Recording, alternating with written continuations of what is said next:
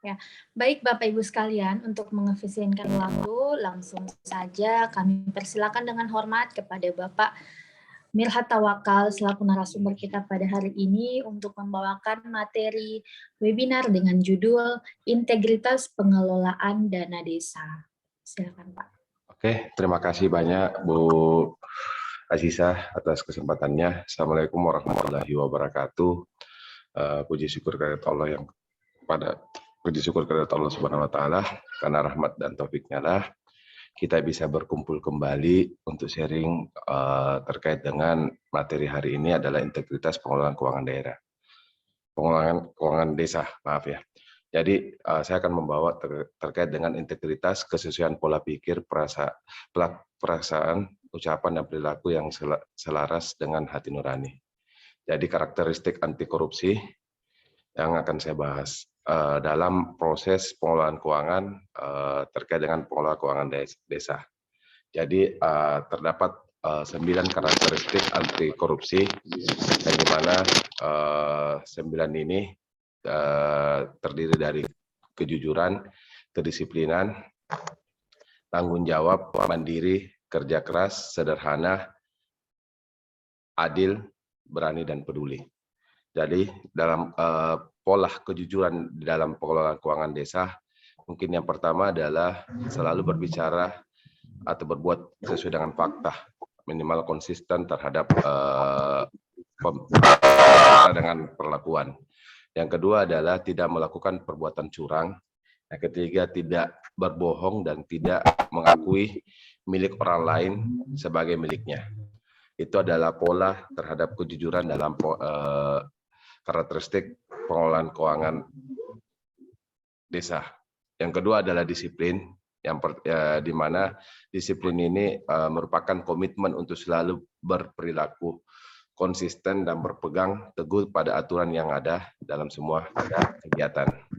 Yang ketiga adalah bertanggung jawab, selalu menyelesaikan pekerjaan atas tugas-tugas secara tuntas dengan hasil yang baik, efisien dan efektif. Yang keempat adalah mandiri. Ya, dengan kemandirian ini minimal selalu menuntaskan pekerjaan tanpa mengendalikan atau mengandalkan bantuan orang lain. Yang kedua adalah tidak menyuruh atau menggunakan kewenangannya untuk menyuruh orang lain yang sesuatu yang mampu dikerjakan oleh diri sendiri. Yang keempat adalah kerja keras. Jadi kerja keras ini adalah selalu berupaya untuk menuntaskan sesuatu pekerjaan dengan hasil yang terbaik. Jadi minimal menghindari perilaku instan atau jalan pintas atau mengarahkan pada kecurangan. Yang kelima adalah sederhana, dan di mana selalu berpenampilan apa adanya dan tidak berlebihan, tidak pamer dan tidak riah. Yang keenam itu adil, ya, minimal selalu menghargai perbedaan. Tidak serta-merta pendapat kami yang benar. Halo? Baik Pak, mohon maaf Pak, ada slide-nya ya Pak? Ada. Ini tidak tampil ya? Ini tidak tampil Pak, yang tampil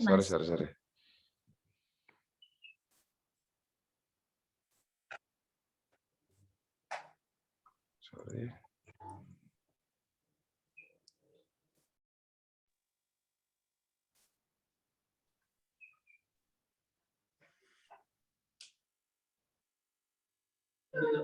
Ini ya Bu ya, tampil ya Bu? Oh, belum tampil Pak. Suara kita. Mungkin di close dulu Pak. Saya close dulu ya. Ya Pak. Oke.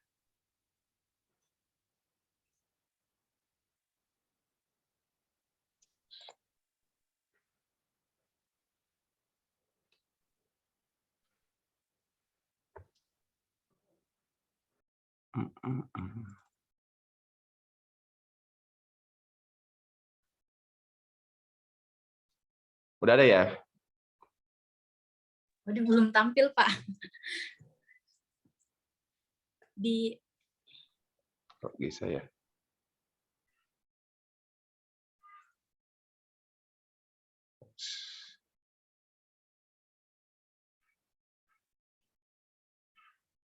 Kalau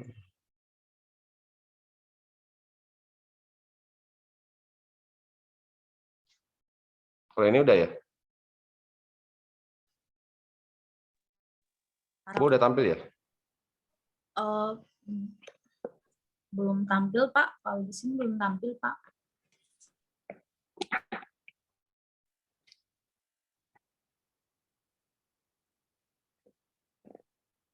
Belum ya? Masih tampilan yang tadi, Pak, bagian Ini? belum, Pak. Oh, masih Coba layar ya? di close dulu, Pak, mungkin.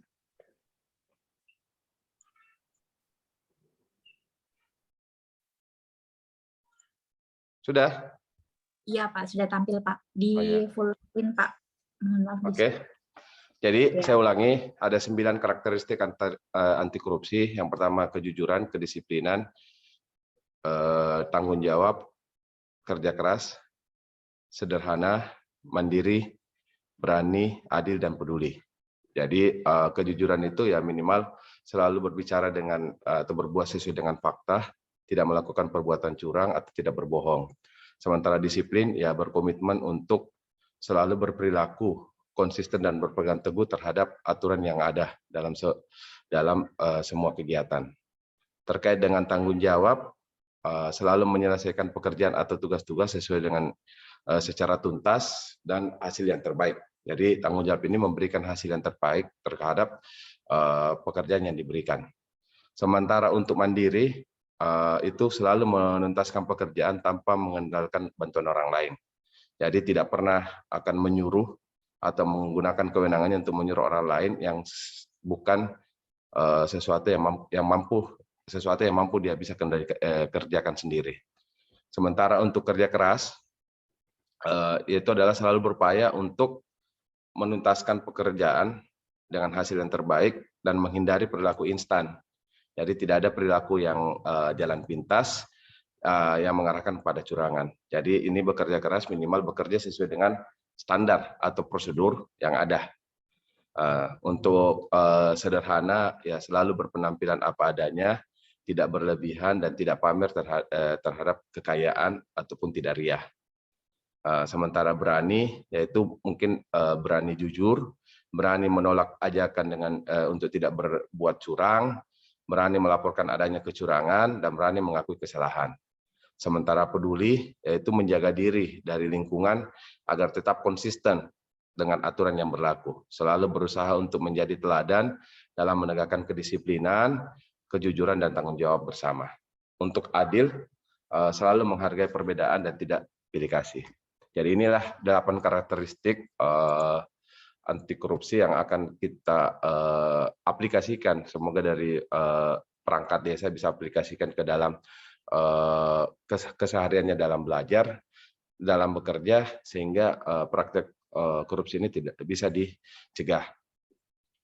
Asas-asas pengelolaan keuangan desa berdasarkan Permendagri nomor 20 tahun 2018 pada pasal 2, yaitu adalah keuangan desa dikelola secara asas transparansi, akuntabel, partisipasi, serta dilakukan dengan tertib dan disiplin anggaran. Untuk poin 2-nya adalah APBD merupakan dasar pengelolaan keuangan desa dalam masa 1 tahun anggaran, mulai 1 Januari sampai tanggal 31 Desember. Jadi asas penggunaan desa tadi ini terdiri atas 4. Yang pertama adalah transparansi, akuntabel, partisipatif, dan tertib dan disiplin. Untuk asas transparansi diwujudkan melalui memudahkan akses publik terhadap informasi, sehingga dan penyebaran luasan informasi terkait dengan pengelolaan dana desa. Ini sudah desa sudah lakukan melalui baliho terhadap APBD ataupun anggaran yang digunakan selama 1 tahun anggaran. Itu sudah diwajibkan kepala desa untuk membuat baliho untuk memudahkan akses publik masyarakat mengetahui berapa sih jumlah anggaran yang digelontorkan oleh negara kepada desa untuk digunakan dalam kegiatan pembangunan. Mengapa itu penting? Yang pertama adalah memang menjadi hak masyarakat mengetahui berapa jumlah anggaran yang dikelola. Yang kedua adalah menghindari terjadinya konflik ataupun menghindari terjadinya perselisihan antara kurangnya pemahaman masyarakat terhadap jumlah anggaran yang dikelola. Yang kedua, akuntabel. Akuntabel adalah kesesuaian dengan ketentuan. Jadi pelaksanaan ini harus sesuai dengan ketentuan. Laporan pertanggungjawaban informasi kepada publik. Jadi akuntabel ini bagaimana kepala desa menyajikan pertanggungjawaban ini sesuai dengan ketentuan, bukan sesuai dengan maunya perangkat desa. Jadi kenapa harus penting? Yang pertama, memperoleh legitimasi kepada masyarakat. Yang kedua adalah mendapatkan kepercayaan kepada masyarakat. Yang ketiga terkait dengan asas partisipasi adalah keterlibatan efektivitas masyarakat membuka ruang bagi peran serta masyarakat, di mana tujuannya adalah memenuhi hak masyarakat, menumbuhkan rasa memiliki dan meningkatnya kewaspadaan masyarakat. Ini penting dalam pengelolaan keuangan desa karena manfaat dari dana desa sendiri ini memang sudah sangat perlu untuk dimanfaatkan oleh masyarakat. Yang kedua adalah bagaimana masyarakat bisa ikut peran serta dalam gotong royong atau swadaya masyarakat dalam membantu perangkat desa terkait dengan program proses pembangunan desa. Yang ketiga adalah tertib dan disiplin, yaitu adalah taat hukum, tidak bermain-main dengan pengelolaan keuangan desa, tepat waktu dan tepat jumlah. Tepat waktu dalam hal ini ketika dana desa sudah dicairkan ke rekening kas desa dan sudah dicairkan untuk dilakukan, bagaimana perangkat desa bisa menyelesaikan laporan secara tepat waktu, dan ini harus sesuai dengan peraturan yang berlaku. Jadi tujuannya yaitu menghindari penyimpangan dan meningkatnya profesionalisme terhadap pengelolaan keuangan desa. Jadi pengelolaan keuangan desa itu adalah bagaimana pengelolaan keuangan meliputi perencanaan, pelaksanaan, penatausahaan, pelaporan, dan pertanggungjawaban. Yang kedua adalah pengelolaan keuangan desa dilakukan berbasis kas. Jadi seluruh pengelolaan keuangan itu harus melalui kas desa ataupun kas bendahara. Yang ketiga adalah pengelolaan keuangan desa dapat dilakukan dengan menggunakan sistem informasi yang dikelola oleh Kementerian Dalam Negeri. Dalam hal ini adalah sistem SISKEDES, sistem pengelolaan keuangan desa. Selanjutnya mungkin kita masuk ke dalam proses pengertian korupsi terhadap akuntabilitas pengertian korupsi, yaitu berdasarkan Blackwell Dictionary adalah korupsi suatu perbuatan yang dilakukan dengan sebuah maksud untuk mendapatkan beberapa keuntungan yang bertentangan dengan tugas resmi dan kebenaran-kebenaran lainnya. Sesuatu perbuatan dari sesuatu yang resmi atau kepercayaan seseorang yang mana dengan melanggar hukum dan penuh kesalahan memakai sejumlah keuntungan untuk dirinya sendiri atau orang lain yang bertentangan dengan tugas dan kebenaran lainnya. Istilah korupsi berdasarkan dari bahasa Latin adalah corruption dan corruptus, artinya buruk dan bejat, menyimpang dari kesucian, perkataan menghina atau memfitnah. Dan berdasarkan pasal 3 Undang-Undang Nomor 31 Tahun 99, itu menjelaskan bahwa korupsi yaitu setiap orang yang dengan tujuan menguntungkan diri sendiri atau orang lain atau suatu korporasi menyalahgunakan kewenangan, kesempatan atau sarana yang ada padanya karena jabatan dan kedudukannya yang dapat merugikan keuangan negara atau perekonomian negara. Jadi ini adalah kita petakan satu-satu adalah menguntungkan diri sendiri atau korporasi atau orang lain dengan menyalahgunakan kewenangannya, kesempatan atau sarana yang ada padanya karena jabatannya atau kedudukannya yang dapat merugikan keuangan negara atau perekonomian negara. Pengelompokan tindak pidana korupsi. Jadi menurut perseptif hukum, definisi korupsi telah dijelaskan ke dalam 13 pasal. Undang-Undang Nomor 31 Tahun 99, Junto Undang-Undang Nomor 20 Tahun 2001. Berdasarkan pasal-pasal tersebut, korupsi dirumuskan ke dalam 30 bentuk atau jenis tindak pidana korupsi atau tipikor. Dari 30 bentuk atau jenis korupsi tersebut, akhirnya dapat diklasifikasi menjadi hanya 7 kategori kelompok yang di dalamnya termasuk dalam kategori pemerasan. Jadi terdapat 30 jenis korupsi. Jadi untuk kerugian negara terdapat pasal 2 dan pasal 3. Suap menyuap pasal 5, pasal 6, pasal 11, pasal 12A, pasal 12B, dan 12C, serta pasal 12D. Sementara penggelapan dalam jabatan itu ada pasal 8, 9, 10A, 10B, dan pasal 10C.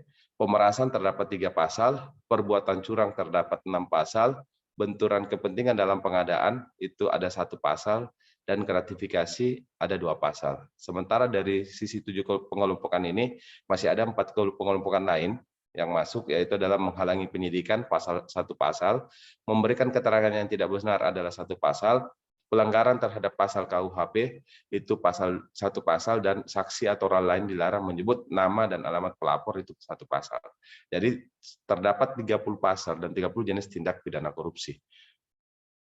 Bentuk-bentuknya tindak pidana korupsi, ya mungkin kita jelaskan singkat saja, yaitu menyuap pegawai negeri, memberikan hadiah kepada pegawai negeri atau karena jabatannya, pegawai negeri memberi suap atau menerima suap hadiah yang berhubungan dengan jabatannya, sampai dengan saksi yang membuka identitas pelapor. Jadi ini ada 30 jenis-jenis tindak pidana korupsi. Untuk pengelompokan 7 kategori korupsi itu dikelompokkan jadi 7. Yang pertama adalah kerugian keuangan negara, suap menyuap, penggelapan dalam jabatan, pemerasan, perbuatan curang, adanya benturan kepentingan atau gratifikasi.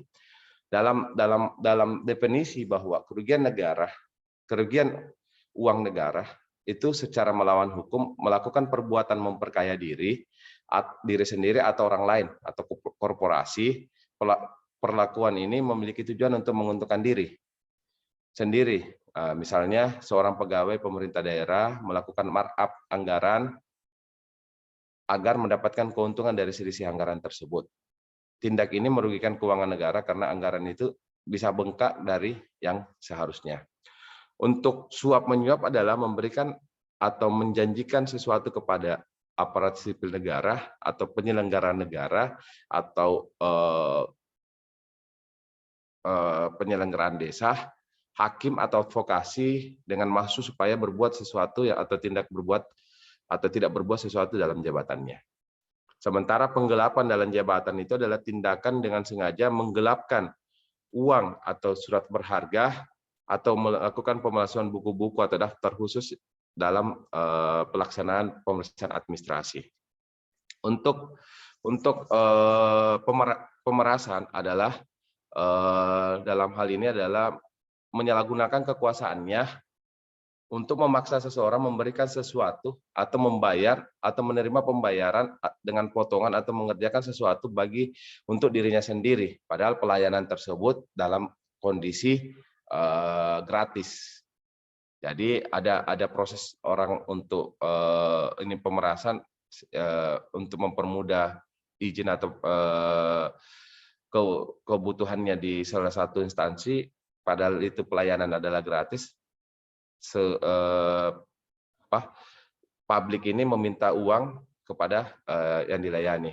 Untuk perbuatan curang, ya minimal adalah pemborongan pada waktu membuat bangunan atau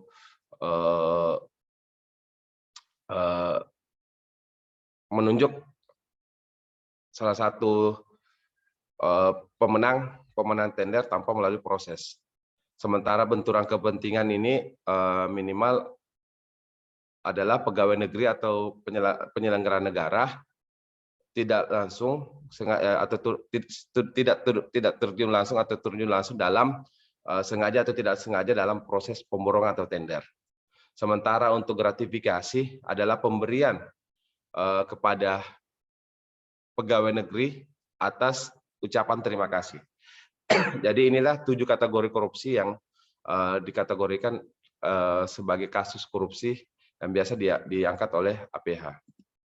Jadi ada perbedaan sedikit terkait dengan gratifikasi, uang pelicin, pemerasan, dan suap.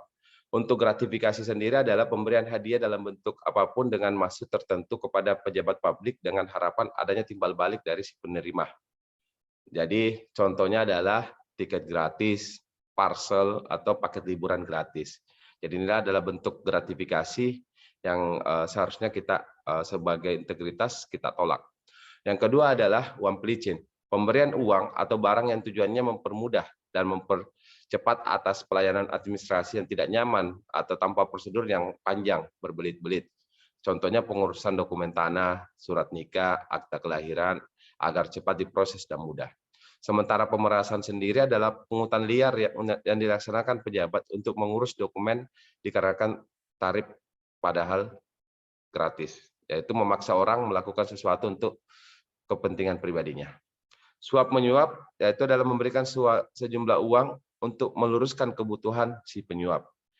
Misalnya pelanggar lalu lintas yang memberikan uang kepada polisi agar lolos dari hukumannya.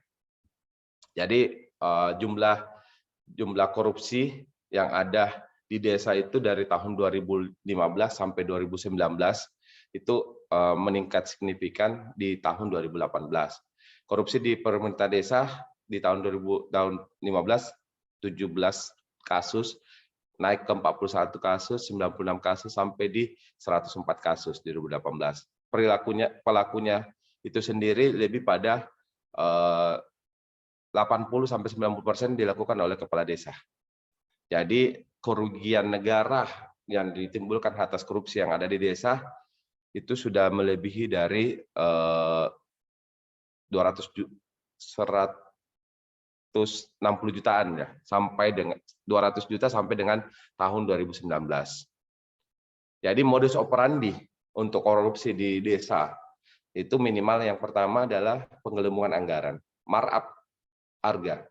Markup harga biasa di modus operandinya yang pertama delik aduannya adanya biaya langsiran atau biaya pengantaran yang sebenarnya masih bisa dijangkau oleh si penyedia. Itu yang pertama. Yang kedua adalah kegiatan atau proyek fiktif, yang dimana mengusulkan pengadaan barang, namun barang tersebut tidak dilaksanakan. Tidak dilaksanakan tapi anggaran cair.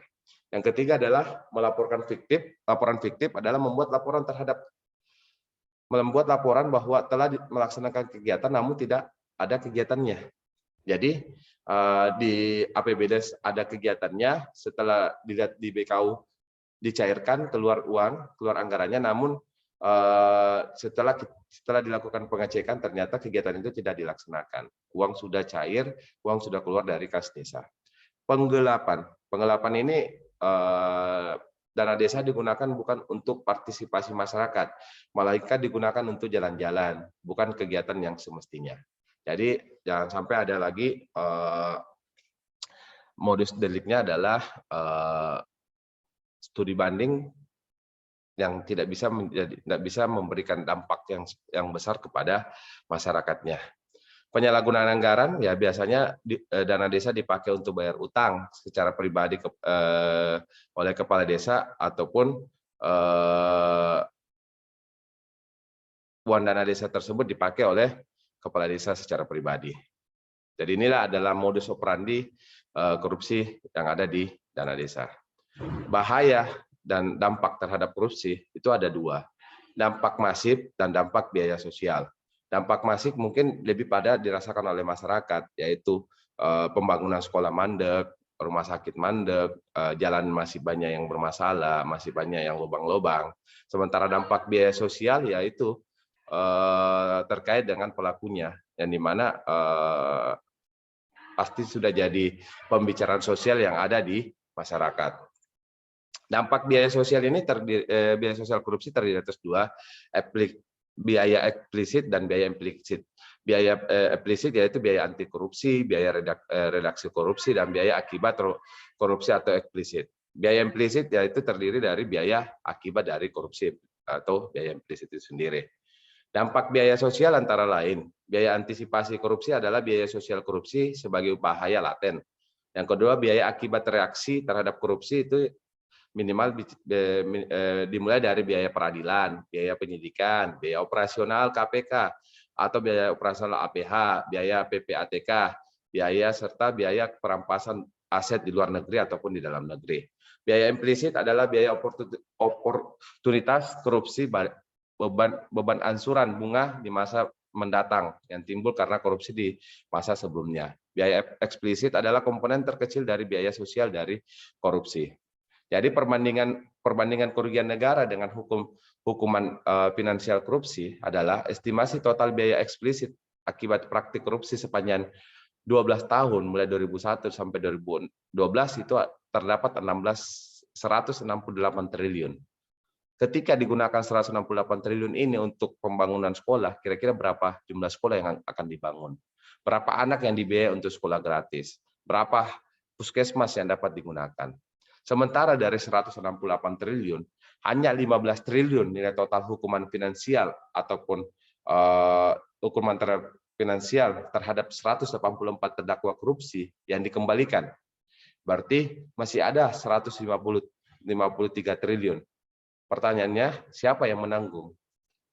Berarti yang menanggung terhadap 155 triliun ini dari pajak ya kembali ke masyarakat. Jadi yang dirugikan adalah masyarakat itu sendiri terhadap kerugian negara atas pelaksanaan korupsi. Jadi hubungan antara dampak korupsi dan biaya sosial dan indikator keberhasilannya, seandainya dari 168 triliun ini bisa dialokasikan ke beberapa indikator keberhasilannya, mungkin sudah tidak ada kemiskinan yang ada, kesehatan masyarakat mungkin bisa dijangkau dengan kesehatan gratis, anak-anak mendapatkan hak sekolah gratis, lingkungan yang asri, infrastruktur yang nyaman untuk bertransportasi, dan mungkin juga banyak tercipta dari lapangan kerja. Upaya pencegahan dan penanganan masalah di penyimpangan dana desa itu bisa dilakukan melalui penindakan, yaitu mengenali modus-modus korupsi.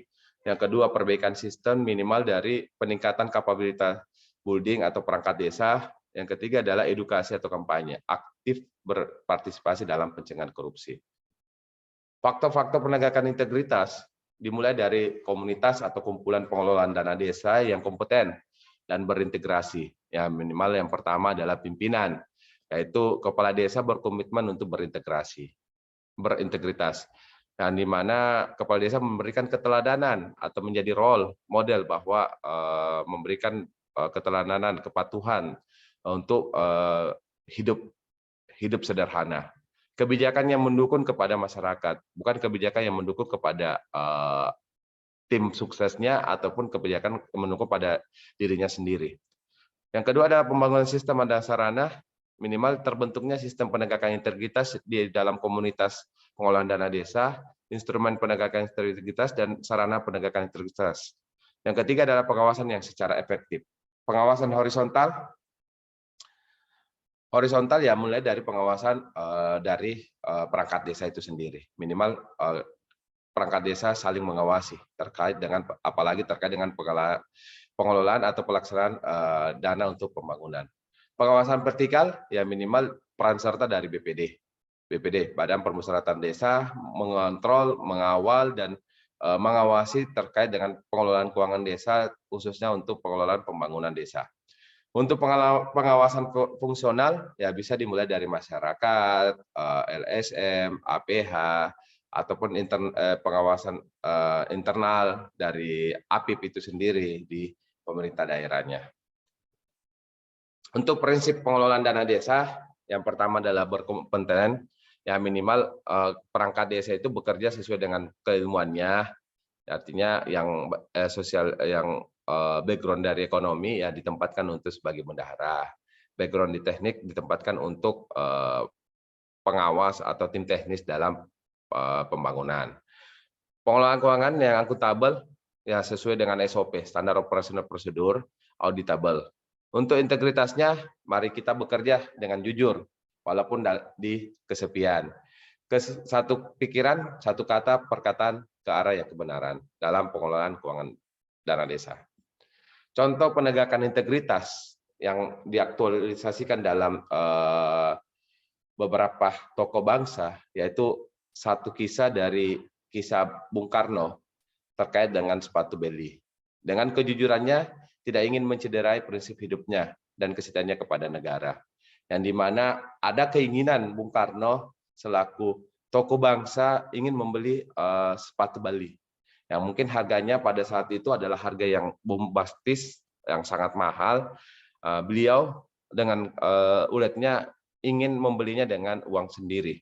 Jadi dia menabung uangnya untuk membeli sepatu Beli. Hingga dia wafat, beliau tidak sempat membeli sepatu tersebut karena belum cukup tabungan yang dia tabungannya untuk membeli sepatu Beli. Padahal dengan mungkin dengan kekuasaannya bisa saja mengalokasikan anggarannya untuk membelikan sepatu Beli. Tapi beliau dengan integritasnya tidak mau membeli dengan fasilitas negara. Jadi dia mau membeli dengan tabungannya hingga beliau wafat, sepatu Beli itu tidak sempat dibelinya karena tabungannya belum cukup untuk membeli sepatu Beli. Contoh yang kedua adalah kisah Ki Haji Dewantara terkait dengan tagline-nya dalam Mie Godok Sang Menteri. Nilai kesederhanaannya telah menjadikan bagian sikap hidupnya, walaupun berasal dari keluarga bangsawan. Jadi ketika beliau dilantik sebagai Sang Menteri, ada beberapa ajakan-ajakan kolega ataupun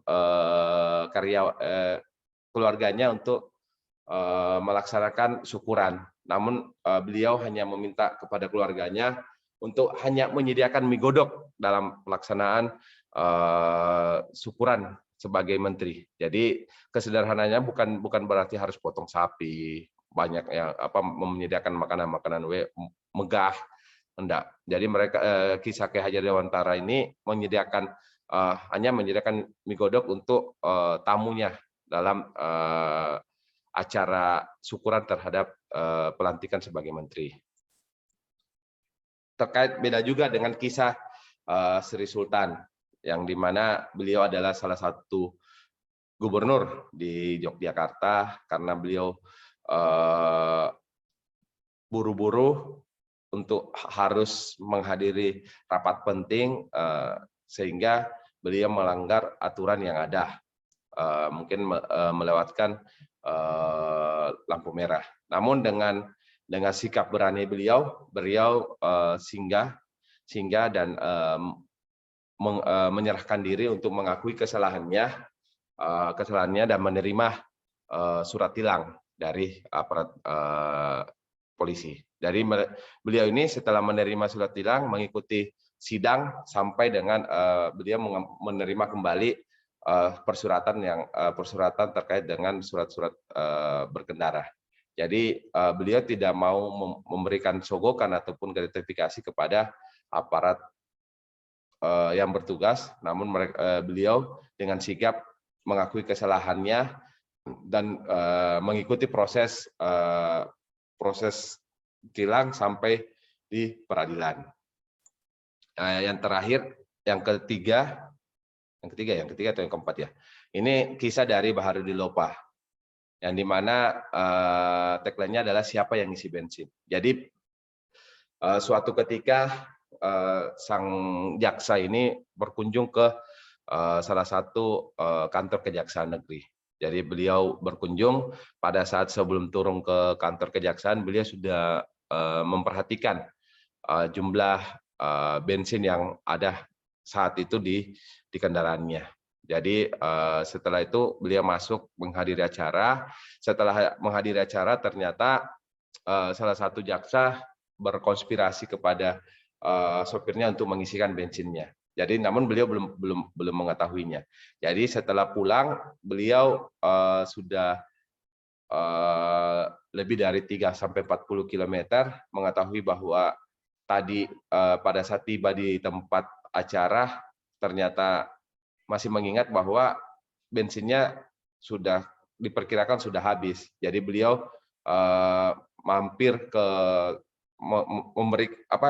memerintahkan sopirnya untuk mampir ke SPBU. ternyata sang sopir menyatakan bahwa sudah diisi Pak dari jaksa tadi atau pegawai dari kejaksaan yang tadi, sehingga beliau sempat marah kepada sopirnya dan memerintahkan kepada sopirnya untuk kembali ke kantor kejaksaan itu. Jadi beliau kembali dengan walaupun dengan jarak yang sudah jauh 30-50 km, beliau tekad untuk mengembalikan. Nah, jadi sesampai di kantor kejaksaan yang tadi yang di tempat kegiatan, beliau memerintahkan kepada jaksa untuk menyedot kembali bensin yang telah jaksa yang telah memasukkan bensin ke dalam mobilnya. Jadi kembali setelah menyedot kembali kondisi mobil itu sesuai dengan kondisi pada saat beliau tiba di kantor kejaksaan pada saat beliau ingin melakukan pertemuan. Jadi dari sifat sini kita bisa berambil kesimpulan bahwa beliau tidak mau menerima fasilitas walaupun hanya sebatas pengisian bahan bakar minyak untuk diisikan ke kendaraan dinasnya. Kisah selanjutnya adalah kisah Sang Jenderal Hogen Imam Santoso, adalah pemilik Bunga. Ini setelah dilantik sebagai kepala imigrasi, beliau memerintahkan dan berani memerintahkan kepada istrinya untuk menutup toko bunganya. Dengan pertimbangan seperti ini, bahwa ketika orang mengetahui sayalah yang pemilik toko bunga tersebut, maka akan banyak kolega ataupun akan banyak yang melakukan pelayanan terhadap keimigrasian kepada saya untuk membeli, hanya sebatas membeli kekarangan bunga saya yang walaupun sebenarnya tidak digunakan. Jadi itulah tekad berani beliau untuk mengingatkan orang lain walaupun istrinya sendiri demi keadilan. Artinya beliau tidak mau mencampur adukan antara bisnis dengan pekerjaan beliau. Jadi inilah beberapa penegakan integritas, mulai dari kisah Bung Karno terhadap sepatu beli, kisah Ki Hajar Dewantara terhadap mie godoknya, kisah Sri Sultan terhadap surat tilang, kisah Baharudin Lopa terhadap pengisian isi bensin, dan kisah terhadap Jenderal Hogen Imam Santoso terhadap toko bunganya. Jadi terakhir, ayo kita kawal dana desa. Bagaimana jika pengelolaan dana desa tidak transparan, silahkan dilaporkan kepada minimal dari APIP dulu, baru masuk ke APH.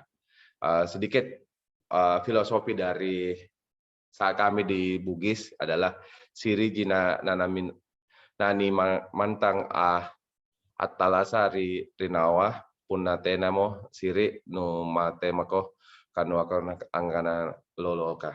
Jadi hanya karena rasa malu kita bisa hidup di dunia ini. Jika rasa malu itu sudah hilang, maka lebih baik mati karena engkau tak berarti lagi. Jadi jika rasa malumu tidak ada lagi, berarti lebih baik mati karena tidak ada lagi tidak berarti lagi hidup ini, melainkan hanya lebih berharga dari binatang, dari harga diri. Terima kasih atas kesempatan yang diberikan terkait dengan integritas pengelolaan dana desa. Saya kembalikan kepada Ibu Asisa sebagai moderator. Mungkin ada dari teman-teman peserta ingin diskusi terkait dengan integritas pengelolaan keuangan desa, karakteristik anti korupsi, dan pengertian terhadap korupsi itu sendiri. Terima kasih kepada Ibu Asisa untuk serahkan kembali. Baik, terima kasih Pak untuk pemaparan materinya mengenai dengan integritas pengelolaan dana desa, dan tadi ditutup dengan kata-kata bijak yang sangat sederhana dari daerah Bapak ya, Sulawesi Selatan mungkin mengenai dengan rasa malulah yang bisa merasa malu bisa menjadi orang yang lebih baik lagi, menanamkan rasa malu di dalam diri kita. Ya, baik Bapak Ibu sekalian, untuk materi hari ini, selanjutnya kita akan melanjutkan pada sesi tanya jawab, pada sesi diskusi atau sesi tanya jawab Bapak Ibu sekalian. Jika ada yang ingin ditanyakan dengan narasumber kita, silakan untuk raise hand ataupun bisa juga menuliskan pertanyaannya di kolom chat. Ya Pak, ini pertanyaan pertama sudah ada dari Bapak Erwin Mutakin. Langsung saja saya bacakan ya Pak. Ini dari Bapak Erwin Mutakin. Izin bertanya, apakah keuangan desa yang merupakan wilayah otonom menurut Undang-Undang Desa merupakan bagian dari keuangan negara menurut Undang-Undang Keuangan Negara? Sehingga jika terjadi tindak pidana korupsi di desa merupakan bagian dari kerugian keuangan negara atau daerah menurut Undang-Undang Nomor 1 Tahun 2004. Mohon penjelasannya, Pak. Oke, baik. Memang dana desa ini secara otonom itu merupakan bagian secara ini ya. Keuangan desa merupakan wilayah otonom, betul. Memang wilayah otonom. Jadi desa ini mengelola dananya sendiri tanpa ada intervensi dari pemerintah daerah. Jadi perlu kita sadari walaupun memang ini adalah otonom, tapi sumber dana desa ini adalah bersumber dari keuangan negara ataupun dari pusat. Sehingga apapun ada keterjadian terhadap tindak pidana korupsi, itu masuk dalam kategori kerugian keuangan negara. Karena memang walaupun dikelola secara otonom dari desa, tapi kembali bersumber dari kita kembali ke sumbernya. Karena sumbernya adalah dari keuangan negara, berarti otomatis ketika ada penyalahgunaannya, itu menjadi masuk dalam kategori korupsi secara kerugian keuangan negara ataupun daerah. Mungkin seperti itu, Pak. Ya, baik. Terima kasih, Pak, untuk penjelasan materi, jawaban dari pertanyaan Bapak.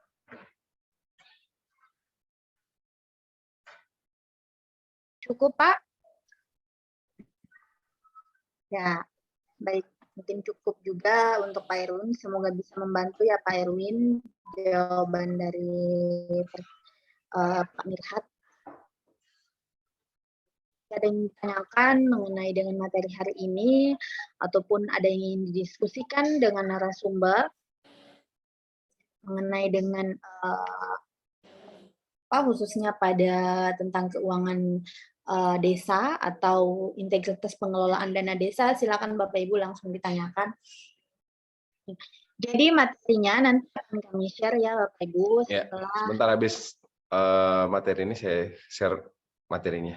Ya, nanti langsung ke kami saja dulu ya Pak. Nanti kami akan share setelah semua materi di periode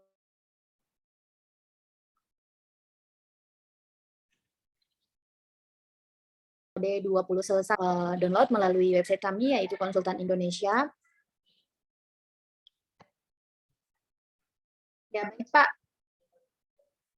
Sepertinya ini ada tanggapan lagi dari Pak Erwin Mutakin.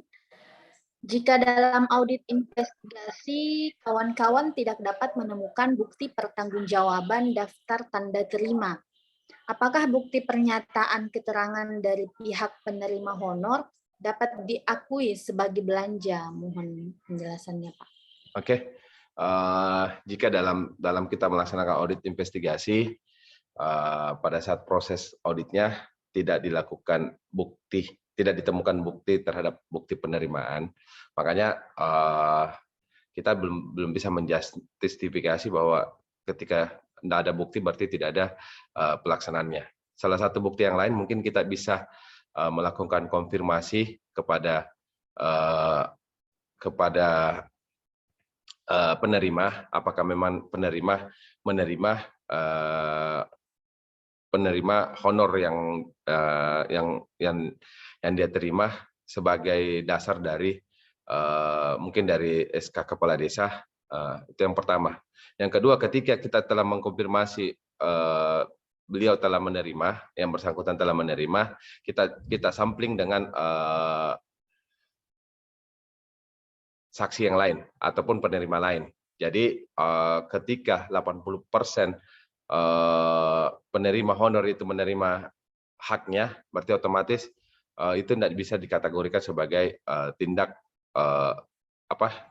tidak bisa dikategorikan sebagai bukti yang tidak ada.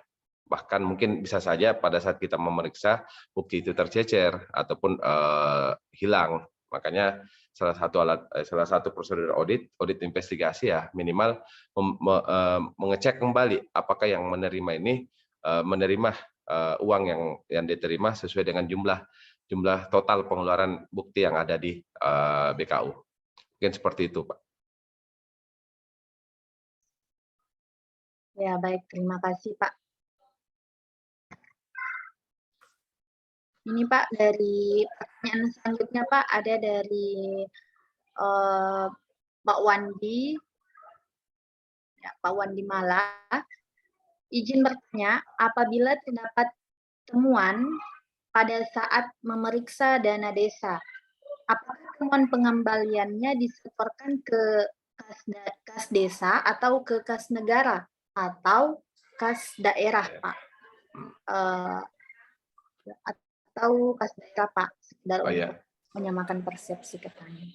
Oke, siap. Pasti ini jadi perdebatan sih sebenarnya. Kalau kami sebagai auditor pada saat menerima mengetahui ada ada temuan ya, artinya minimal temuan ini kita kategorikan dua. Kalau kategorikan pertama adalah temuan dalam bentuk audit reguler, itu kita kembalikan ke kas desa. Kita kembalikan ke desa dengan asumsi seperti ini. Karena kemungkinan terbesarnya adalah kekurangan pahaman terhadap perangkat desa dalam mengelola keuangan, makanya kita rekomendasikan ke kas desa untuk dicatat sebagai pendapatan lain-lain, nanti digunakan pada saat adanya perubahan anggaran ataupun perubahan APBDes. Jadi nanti bisa kita pantau tindak lanjutnya sampai dengan pelaksanaan kegiatan yang digunakan terhadap uang temuan yang dikembalikan. Terkait dengan kalau temuan investigasi, kita lebih pada ke pengembalian ke kas daerah. Jadi ada dua kebijakan yang kita keluarkan selaku mungkin auditor ya. Yang pertama, ketika ini masih sifatnya audit rutin ya kita kembalikan ke kas desa untuk dikelola kembali dengan prosedur tetap sesuai dengan prosedur yang ada. Sementara untuk hasil temuan dari investigasi kita rekomendasikan kembalikan ke kas daerah. Mungkin seperti itu, Pak, Bapak Ibu. Oke, jadi seperti itu ya Bapak Ibu sekalian untuk pertanyaan Pak Wandi direkomendasikan oleh Pak Mirhat untuk dikembalikan ke kas daerah. Ya, selanjutnya Pak, dari Inspektorat Kabupaten Rohil, sebagai pengguna dana desa secara otonom, apakah boleh dinas yang di daerah atau di tingkat pusat boleh mengintervensi kegiatan yang ada di desa? Oke, sebenarnya dibilang boleh, bilang tidak juga, bisa juga tidak, tergantung dari aturan yang ada di daerah. Ketika intervensi dari kementerian diturunkan ke intervensi ke kebutuhan melalui peraturan bupati, itu bisa kita masukkan program-program yang ada. Biasanya yang pertama, salah satu program intervensi dari Kementerian Kesehatan terkait dengan penanggulangan program stunting. Nah, inilah menjadi isu nasional, diturunkan ke isu daerah, sehingga karena masuk dalam isu daerah dan masuk dalam peraturan bupati dalam kategori pengelompokan penggunaan dana desa maupun ADD, mau tidak mau desa ini wajib membuat suatu program atau kebijakan terkait dengan program substantif tersebut. Jadi prinsip saya bisa selagi daerah memberikan regulasi yang resmi terkait dengan arah kebijakan pengelolaan dana desa atas intervensi dari kepentingan ataupun masukan dari kementerian kementerian lain. Mungkin bisa seperti itu. Iya, baik. Terima kasih, Pak. Selanjutnya, Pak, kita lanjut ke pertanyaan Ibu Sri Wahyuni. Ibu Sri Wahyuni, kalau setor ke kas desa dan kemudian bisa digunakan kembali setelah melalui mekanisme, maka kurang memberi efek jera. Apakah ada regulasi yang menyebutkan setor ke kas negara saja, Pak? Nah, ini dia yang jadi persoalan. Sebenarnya regulasinya belum terspesifikasi. Lebih jelas dia mau di-store kemana. Tapi kalau memang terkait dengan memberikan efek jerah, saya rasa efek jerah ada kalau saya. Karena beberapa kami lakukan pemeriksaan dan temuan, mereka efek jerahnya di mana, Bapak Ibu? Efek jerahnya mereka akan sebenarnya kayak tanda kutip ya, kayak malu pada saat proses pembahasan APBD perubahan. Karena pasti APBD perubahan akan menjelaskan secara dalam forum ada sumber anggaran pendapatan lain-lain yang itu disebabkan dari sumber anggaran pengembalian atas temuan. Otomatis kan itu menjadi efek jerah terkait dengan integritas dari perangkat desa untuk mengembalikan uangnya. Jadi kalau saya karena kalau seumpamanya kayak 20 juta sih juga enggak terlalu terdampak, tapi kalau sudah di atas 100 pasti lebih berdampak untuk dikembalikan ke desanya untuk dipakai mungkin bisa kalau 100 juta mungkin bisa dibikin rabat beton sepanjang ya sekitar 100 meter lah untuk bisa dimanfaatkan kembali. Sementara ketika di store ke kas daerah ataupun kas negara itu uang sudah tidak kembali lagi. Jadi kita kembalikan kepada asas manfaat asas manfaat terhadap pengelolaan dana desa tersebut. Mungkin seperti itu pengalaman saya terkait dengan pengembalian temuan ke kas desa. Iya, baik. Terima kasih, Pak. Ibu Sri Wahyuni, ada tanggapan, Bu? Ya, baik. Jika tidak ada, kita lanjut ke pertanyaan Bapak Erwin Mutakin. Dalam konteks perhitungan kerugian negara, pengelolaan keuangan desa ternyata aset yang telah direalisasikan dalam kondisi rusak berat. Lanjut.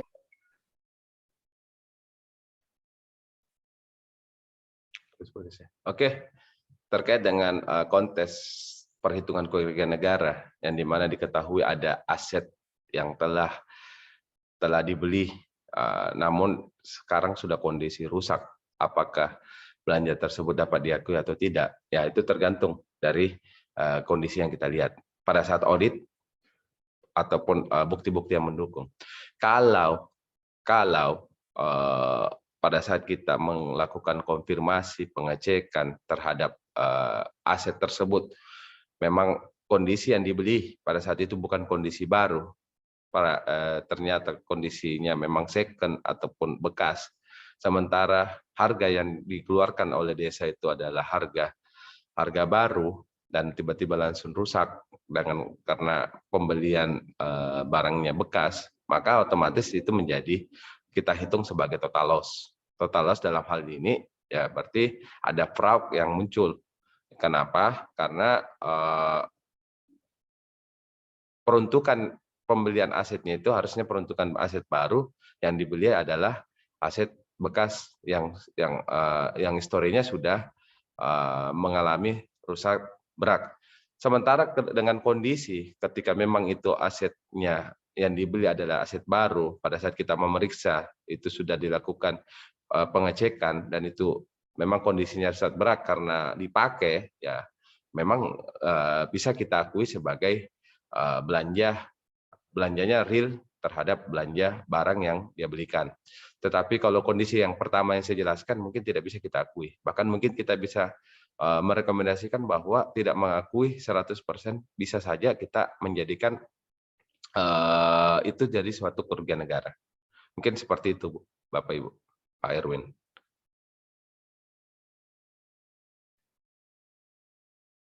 Ya, terima kasih Pak. Kita lanjut ke ini ada pertanyaan selanjutnya dari peserta dari Inspektorat Kabupaten Rohil. Sepertinya beliau menanggapi pertanyaan dari Ibu Sriwayuni tadi, jawaban pertanyaan dari Ibu Sriwayuni. Katanya Pak, seandainya kegiatan tersebut tidak dibutuhkan di desa yang bersangkutan, apakah boleh desa tidak melaksanakan kegiatan tersebut yang telah ditetapkan oleh pusat maupun daerah?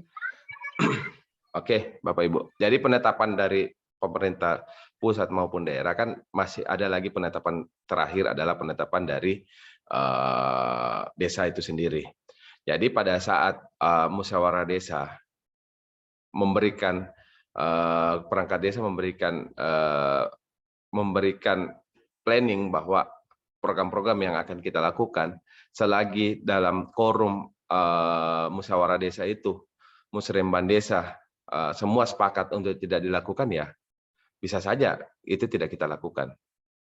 Yang penting tadi yang saya jelaskan bahwa bisa kita lakukan, yang penting musyawarah desa mengiyakan untuk dilakukan.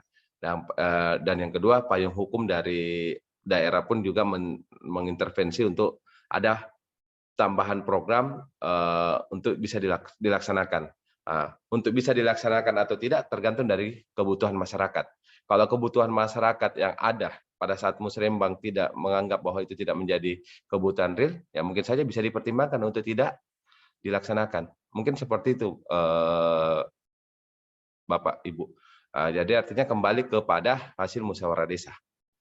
Terkait dengan regulasi dari pusat ataupun daerah, itu hanya regulasi pusat dan daerah hanya menyiapkan suatu program untuk bisa dilaksanakan. Yang tidak bisa adalah melaksanakan program yang tidak ada regulasinya sama sekali atau tidak ada regulasi dari pusat maupun dari daerah. Mungkin seperti itu, Bapak Ibu.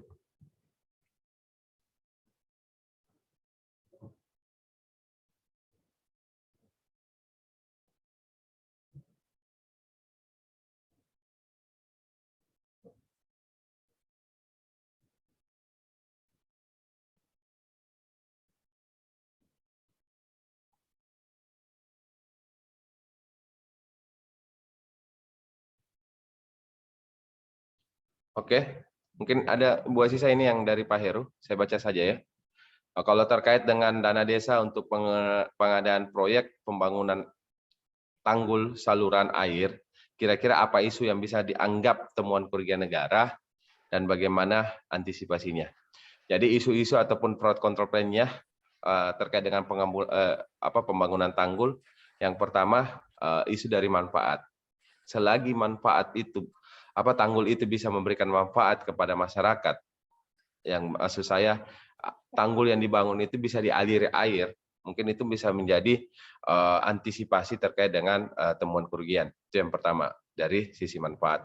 Sisi yang kedua adalah isunya adalah bagaimana pengelolaan pembangunan terkait dengan tanggul saluran itu bisa dilaksanakan sesuai dengan RAB yang ada. Artinya sesuai RAB ini berapa panjangnya, berapa tingginya, dan berapa luasannya terkait dengan tanggulnya. Selagi itu masih bisa dipertanggungjawabkan, itu mungkin tidak jadi persoalan terkait dengan temuan kerugian negara. Yang ketiga adalah di sisi dari mutu. Selagi pembangunan untuk tanggul ini tidak ambruk atau memang mutunya bagus terkait dengan campuran semen atau cara pembangunan tanggulnya, mungkin itu bisa juga menjadi pengendalian terhadap pelaksanaan temuan kerugian negara. Mungkin seperti itu, Pak Heru. Iya, Pak Heru itu tanggapannya. Ya, terima kasih Pak untuk jawabannya. Terima kasih Pak. Semoga bisa membantu ya Pak Heru.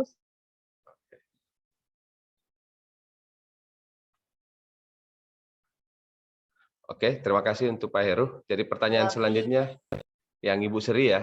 Iya, Ibu Sri Wahyuni. Kayaknya ini menarik ya. Jadi efek jerah yang kurang Pak, sering dana yang disetor kembali diambil dari dana tahun-tahun berjalan diputar-putar terus, banyak pengelola yang bandel, seringnya kembali seperti itu. Jadi artinya seperti ini, Bapak Ibu, kalau kita sudah menjadikan konsultan dan quality angsuran terhadap pengelolaan dana desa, walaupun itu sudah berulang kembali, ya mungkin bisa dijadikan efek jerah selanjutnya dengan kita kerjasama dengan pihak APH. Artinya ketika satu kali sudah kita memberikan tolerir terhadap pengembalian, itu sudah tidak menjadikan efek jerah, bahkan bisa menjadi lebih banyak lagi temuan selanjutnya, ya mungkin bisa kita serahkan kepada APH untuk ditindaklanjuti lebih lanjut. Karena kalau dari tugas Habib kan menjaga saja bagaimana pengelolaan dana desa ini bisa menjadi akuntabel dan bisa menjadi quality ansuran terhadap pengelolaan dana desa tersebut. Lagi-lagi kalau memang sudah tidak bisa dibina, ya kita binasakan melalui HPH saja, Bu. Kalau saya secara pribadi, mungkin seperti itu, Bu. Ya, jadi kalau sudah tidak dibina, ya dibinasakan saja ya Pak. Ya, baik Pak. Ya, mungkin selanjutnya ini dari dari Pak Wandi. Izin apabila tidak bisa dibina, berarti kita binasakan, serahkan ke APH. Oke, katanya tanggapan ya Pak dari Pak Wandi. Ya, seperti itu Pak. Apalagi setelah kita memberikan rekomendasi untuk pengembalian ke kas desa, tapi kepala desanya tidak bisa untuk mengembalikan, ya minta ke jaksa saja untuk menindaklanjuti. Nah, setelah dari jaksa ataupun APH, ya otomatis sedini mungkin jangan kita AI-kan, minta BPKP untuk lakukan audit investigasi atau perhitungan kerugian negara supaya kita lepas dari konflik interest-nya. Mungkin seperti itu, Bapak Ibu.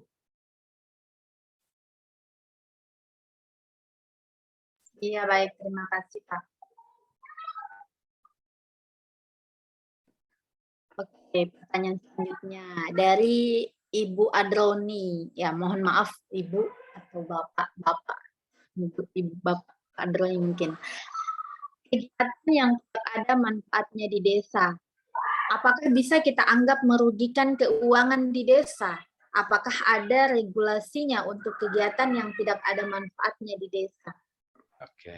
Oke, Bapak Ibu. Nah, sebelum kita menjustifikasi terkait dengan ada manfaatnya atau tidak, kembali lagi kita coba telusuri kegiatan ini sebenarnya dilaksanakan atau tidak. Yang kedua, kategori dari manfaat ini seperti apa? Apakah kegiatan mungkin kayak sosialisasi ataupun kegiatan workshop atau kegiatan pembangunan. Nah, itu dulu kita kaji. Kalau untuk persoalan kegiatan yang sifatnya sosialisasi atau pertemuan terkait dengan manfaat, ya berarti untuk pengujiannya terkait dengan manfaat terhadap kegiatan itu harus kita uji klinik, uji itu kayak kuesioner gitu, kuesioner kepada peserta terhadap peserta, apakah ini memberikan dampak kepada masyarakat atau tidak. Atau kegiatan dalam proses pembangunan, ya kita lihat lagi apakah kegiatan ini apakah pembangunan ini dimanfaatkan atau dirasakan oleh masyarakat atau tidak. Mungkin seperti itu. Kalau terkait dengan rugi atau tidaknya ini tidak dimanfaatkan, itu belum kita bisa kategorikan sebagai total loss. Apakah dia manfaat dalam hal ini? Ada yang manfaat belum bisa 100% karena anggarannya tidak cukup, masih butuh penambahan anggaran selanjutnya. Itu masih bisa bukan dikategorikan sebagai loss karena akan ada komitmen dari perangkat desa untuk melanjutkan pembangunan tersebut. Itu bisa kita kategorikan tidak kita kategorikan sebagai kerugian negara. Kalau manfaat terkait dengan struktur, dengan ada beberapa kasus di daerah, strukturnya manfaat ini bisa, tapi di 5-6 tahun itu bisa rubuh karena dari sisi struktur itu sudah salah cara metode kerja terkait dengan pembangunan struktur itu. Itu juga bisa kita jadikan sebagai total loss dari kerugian yang ada di desa. Artinya salah satu bangunan mungkin jembatan yang karena yang dibuat mutu K175 yang peruntukannya dipakai untuk peruntukan seharusnya membutuhkan mutu K300 atau K250 untuk jalan mobil. Sementara yang dia bikin adalah mutu K175. Yang kedua, di spesifikasi teknisnya ya karena spesifikasi teknis campuran adukannya mungkin 1, 2, 3 yang memang membutuhkan K200 tapi di lapangan K175 ya mungkin kita bisa menjadikan itu sebagai total loss atau kerugian negara. Mungkin seperti itu.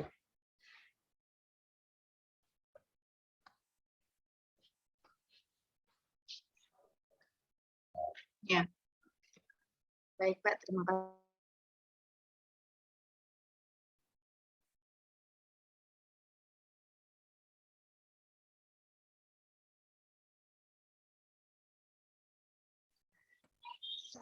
Bacakan ya, Pak. Ya. Jika pembangunan tanggul desa berdasarkan spesifikasi teknis menggunakan batu gunung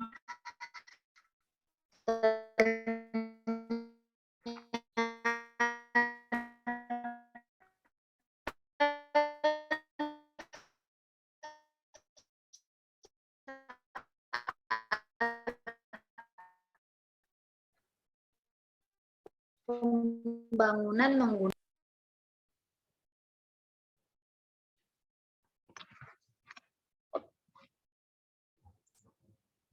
Oke, saya langsung jawab saja, Bu Azizah. Jadi artinya begini, spesifikasi teknis yang tidak sesuai dengan spesifikasi yang seharusnya menggunakan batu gunung, tapi menggunakan batu padas, ataupun di bawahnya harus digunakan batu mortal. Sekarang pertanyaan saya, ketika kita total loss kan kegiatan itu, nah sementara ini pembangunan tanggul ini digunakan, yang pertama kita lihat dari aspeknya, ini tanggul digunakan atau tidak, dimanfaatkan atau tidak. Kalau dimanfaatkan berarti kan terkait dengan spesifikasi teknis mungkin bisa kita menghitung nanti mengkonversinya, artinya menghitung total kita mengkonversinya, menghitung dengan total yang terpasang, total volume yang terpasang dengan mengalihkan dengan total bahan yang digunakan. Nah, itu saja yang kita konversikan. Kalau dari situ ada selisih, ya itu yang kita jadikan sebagai kerugian negara. Tapi kalau hanya spesifikasi teknisnya dan memang spesifikasi teknis ini masih mampu bertahan ataupun tidak ada berdampak kerugian yang fatal atas ambruknya tanggul itu, ya bisa saja kita terima Yang penting itu tadi tidak ada kerugian yang berdampak pada ambruknya tanggul itu. Tapi kalau menggantikan jenis batu tapi bisa lebih kokoh ataupun masih bisa sesuai dengan batu yang spesifikasi yang lama, ya kita hitung saja berapa bobot opname ukuran kasnya, ukuran bangunannya, baru kita mengurangi dengan jumlah anggaran yang keluar. Mungkin seperti itu. Bu Asisa, saya izin dulu ambil cas ya, Bu ya. Ya, Pak. Ya, baik. Sepertinya ini pertanyaan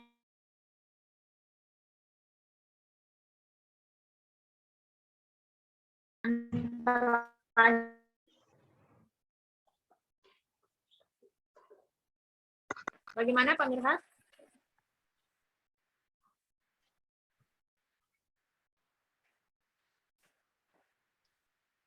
Pak Mirhat, bagaimana Oke. Pak? Bisa Sudah, baik.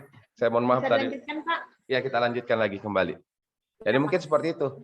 Jadi kita tidak bisa menghitungkan bahwa dia langsung loss. Langsung artinya pembangunan batu cadas, pembangunan tanggul itu dengan anggaran 100 juta karena spesifikasinya tidak sesuai, langsung kita mengembalikan 100 juta. Ya, bukan juga seperti itu, karena kita melihat lagi bahwa apakah dengan menggunakan batu gunung ini bisa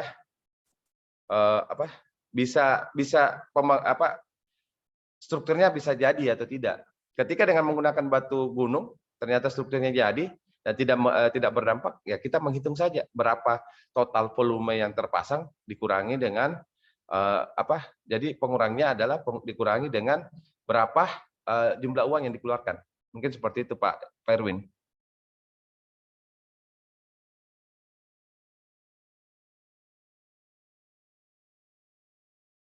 Bagaimana Pak Erwin?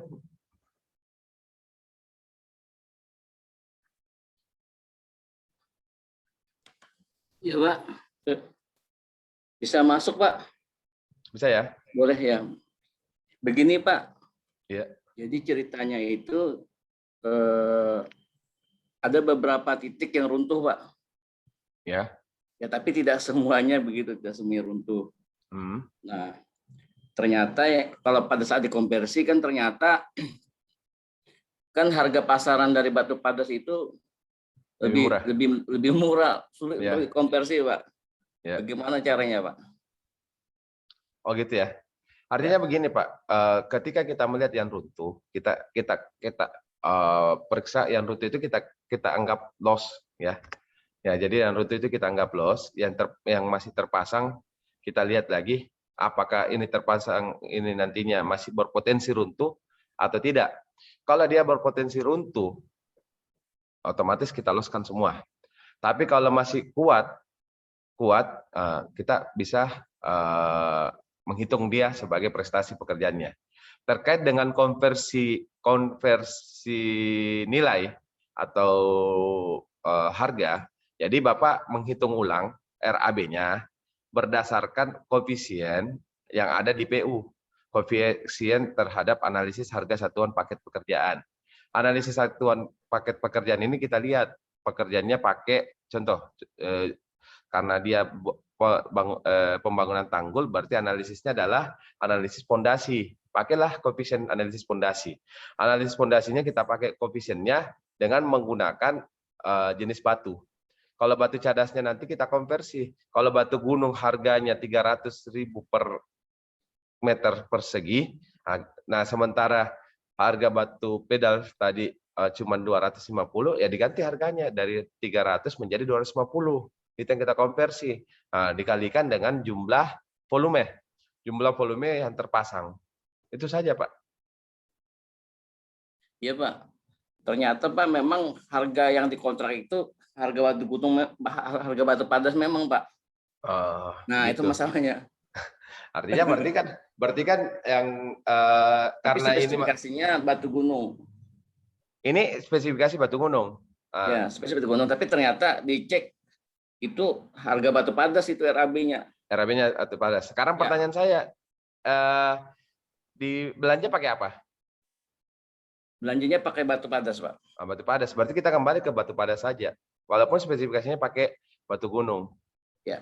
Jadi kita konversikan saja konversikan berdasarkan menggunakan batu padas.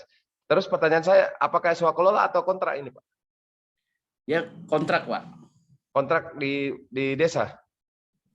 Sebenarnya ini analogi saja, Pak. Cuma kalau pekerjaannya seperti itu bagaimana gitu loh, Pak? Ya, kalau dia swakelola, kita pakai tetap mengkonversinya berdasarkan itu batu padas. Tapi kalau dia kalau dia kontrak ya tergantung lagi. Kalau dia kontrak berarti harus mengacu ke spesifikasi teknis. Walaupun sebenarnya di RAB itu sudah harganya salah gitu. Tetap mengacu kepada spesifikasi teknis bahwa yang harus terpasang adalah batu gunung. Tapi kan tidak mungkin juga kita mau langsung suruh ganti dengan batu gunung, suruh pasang dengan batu pedas tadi, tidak. Tapi kita langsung saja, oke, saya konversikan ke batu pedas saja yang terpasang, gitu saja. Jadi nanti pada saat Bapak Ibu Pak Erwin menghitung kerugian, hitung dulu bobot yang terpasang, baru kita kurangi dengan prestasi uang yang keluar. Jadi kalau 100 juta yang keluar, yang terpasang 25, loss-nya 75. Seperti itu Pak Erwin. Ya. Makasih Pak. Oke Pak, makasih banyak Pak Erwin. Mohon maaf Pak, mungkin ada saya ada nulisnya karena di sini lagi hujan. Ya, baik. Selanjutnya Pak, ini dari Pak Wandi. Beliau menanggapi tentang pembangunan tanggul. Lebih baik kita meminta untuk PU sebagai ahli untuk menghitungnya. Dari hasil perhitungan tersebut, kita bisa mengambil keputusan tentang pembangunan tersebut. Tentang pembangunan tersebut, apakah menimbulkan mutu tanggul. Auditor dapat mengambil kesimpulan atau pengembalian dari harga sesuai tanggul. Oke, Ibu, sedikit saya jelaskan terkait dengan statement Pak Wandi. Jadi memang terkait dengan ketika ini bentuknya apa dulu? Audit rutin atau audit investigasi.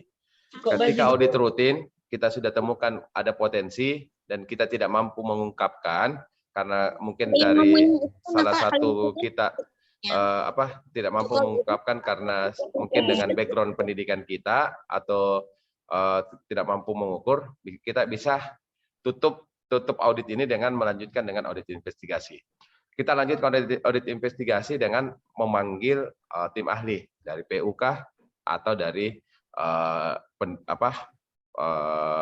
universitas lain untuk menghitung kondisinya seperti apa. Tapi proses penghitungan itu tidak kita lepas 100% oleh PU. Jadi pada saat proses penghitungan kita harus dampingi, kita harus cocokkan juga. Makanya pada saat proses perhitungan juga kita minimal tahu, oh cara menghitungnya begini, cara menghitungnya seperti ini. Supaya tidak ada juga ada konspirasi tanda kutip ya, konspirasi terkait dengan antara tim teknis dari PU dengan tim perangkat desa. Jadi memang bisa saja kita bisa pakai jasa PU untuk menghitung. Nah, setelah dari hasil jasa PU menghitung, kita bisa mengambil keputusan dari sisi kacamata audit. Apakah kita mau total loss-kan keseluruhan karena memang tidak sesuai spesifikasi, atau kita menghitung berapa prestasi bobot yang terpasang sekarang, apakah yang masih terpasang sekarang masih bisa dimanfaatkan atau tidak. Jadi ketika yang rubuh adalah di hulu dan hilirnya, di tengah masih ada, kalau saya sarankan semua total loss.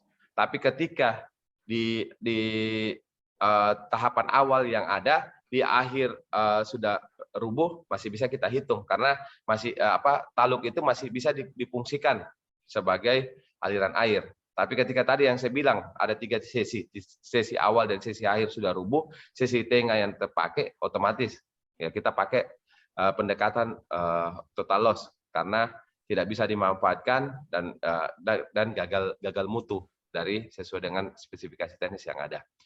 Untuk terkait dengan Pak Heru, misalnya pembangunan jembatan tadi Pak, foto dokumentasinya juga ada, apakah harus cukup memadai?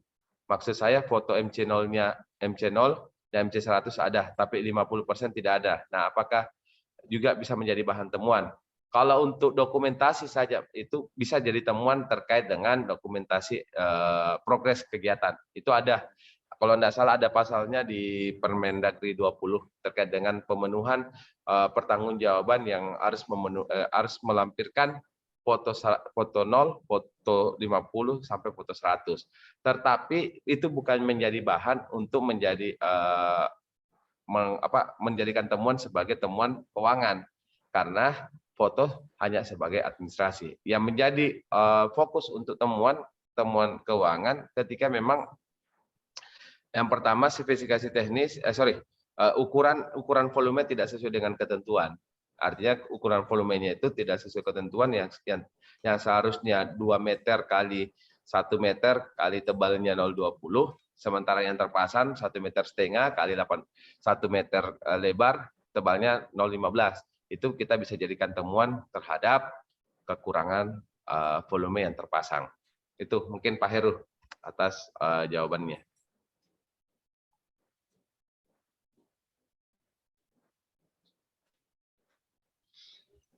Ya, baik, terima kasih Pak. Baik Pak,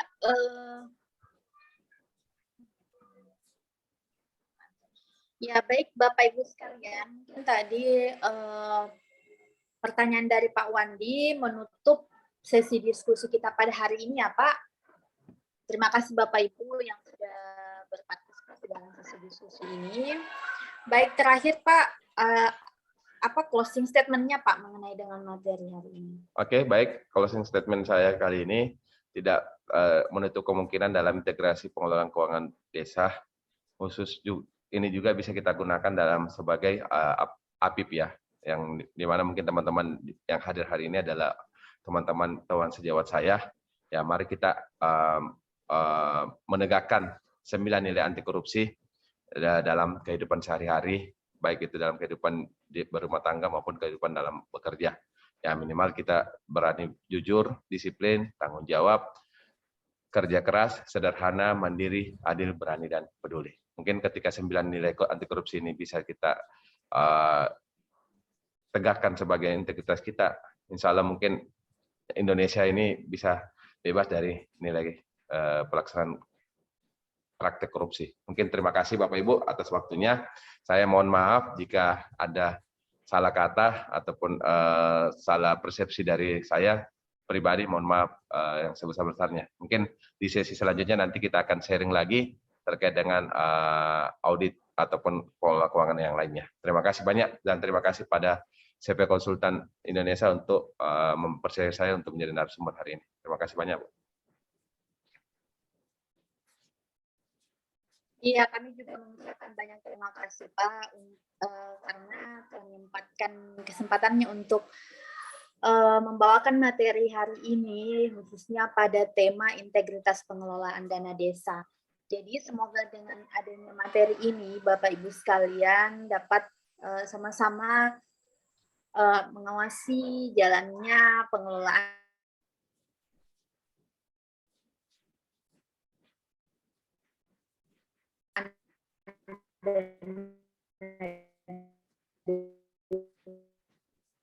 ini sehingga kesenjangan dan meningkatkan kualitas. Baik Bapak Ibu sekalian, sepertinya pun cukup dari kami. Kami mohon maaf. Terima kasih sekali lagi Bapak Ibu sekalian yang sudah bergabung. Nanti akan di-download, akan dapat diakses di akhir kegiatan setelah semua materi di periode 20 selesai. Baik, terima kasih sekali lagi pemirsa. Terima kasih Bapak Ibu sekalian. Mohon maaf lain waktu atau lain kesempatan. Akhir kata, wassalamualaikum warahmatullahi wabarakatuh. Warahmatullahi wabarakatuh. Saya izin live ya, Bu. Iya, baik Pak.